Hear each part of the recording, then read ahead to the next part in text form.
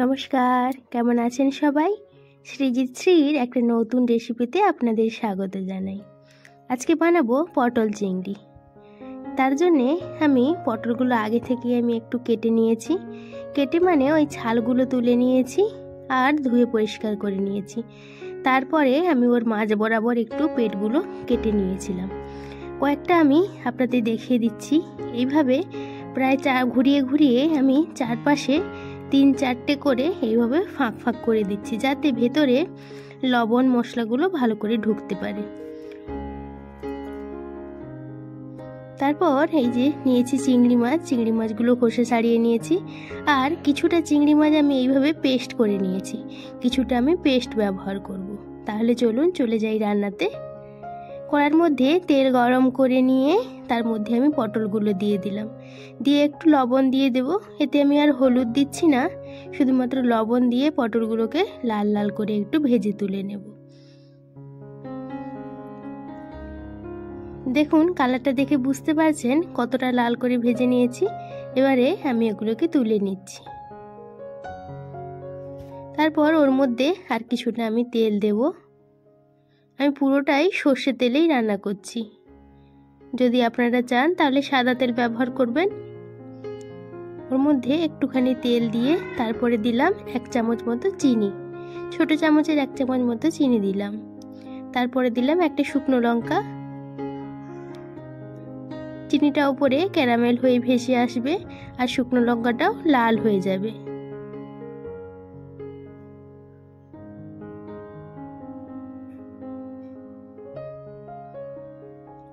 এবার দিলাম 1/2 চামচ পরিমাণ লবণ। লবণ দেওয়ার পর আমি মশলাগুলো দেব, বাটা মশলাগুলো। তাহলে কি হবে, মশলাগুলো আর বেশি ছিটকে আসবে না। চিনিটা ক্যারামেল হয়ে গেছে। এবার দেব পেঁয়াজ বাটা। পেঁয়াজ বাটাটা দিয়ে ভেজে নিচ্ছি। ওই হালকা লাল লাল হওয়া পর্যন্ত অপেক্ষা করব, প্রায় 3-4 মিনিট ধরে।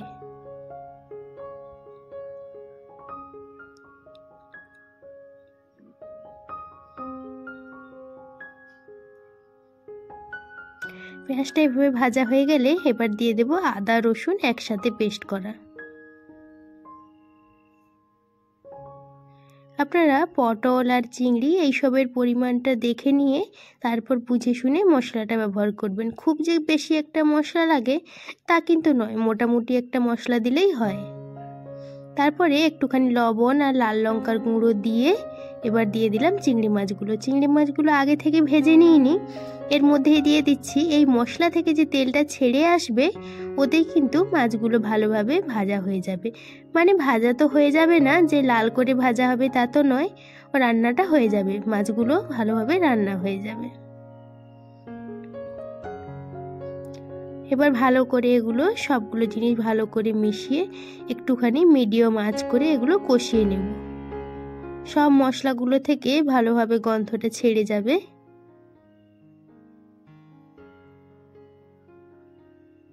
যখন ভালোভাবে কষানো হয়ে যাবে মশলাগুলো আর ওপর থেকে তেলটা ছেড়ে আসবে, তখন আমরা ভেজে রাখা পটলগুলো দিয়ে দেব।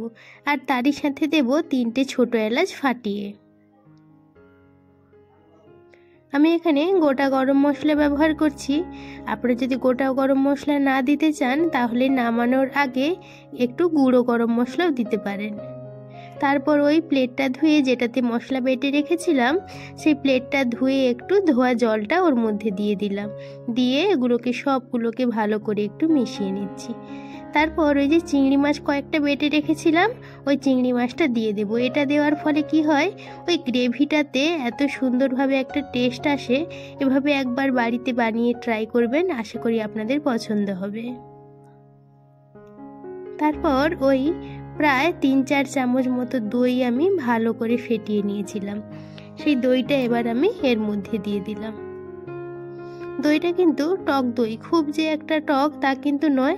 আমি এটা আমার ঘরে পাতা টক দই ব্যবহার করছি। আপনারা দোকান থেকে কিনে ওটা 2-3 চামচ মতো ভালো করে একটু ফেটিয়ে নেবেন, তারপর ওর মধ্যে দিয়ে দেবেন।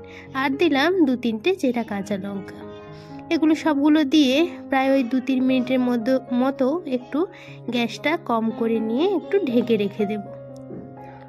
তাতে কি হবে, পটলটা ভেজে নিয়েছিলাম, এই ঢাকা দেওয়ার ফলে পটলটা একটু ভালো করে নরম হয়ে যাবে। আর ওই যে কেটে কেটে রেখেছিলাম তার মধ্যেও কিন্তু ওই রান্নার জুসটা একটু ঢুকে যাবে। এভাবে প্রায় 2-3 বার ঢেকে দেওয়ার পর তারপর আমরা যখন এইভাবে রসটা একদম শুকিয়ে আসবে তখন আমরা প্রয়োজন মতো জল দিয়ে দেব।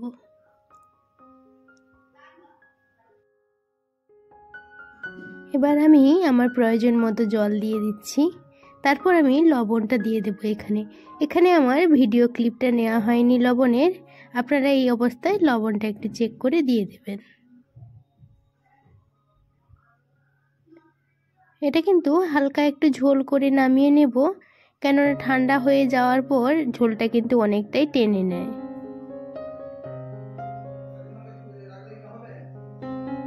এই ছিল আজকে আমার আয়োজন। ভিডিওটি যদি ভালো লেগে থাকে তাহলে অবশ্যই একটা কমেন্ট করবেন। আপনাদের এই কমেন্টগুলোই আমাকে আরও উৎসাহিত করে তোলে। ভালো থাকুন, সুস্থ থাকুন।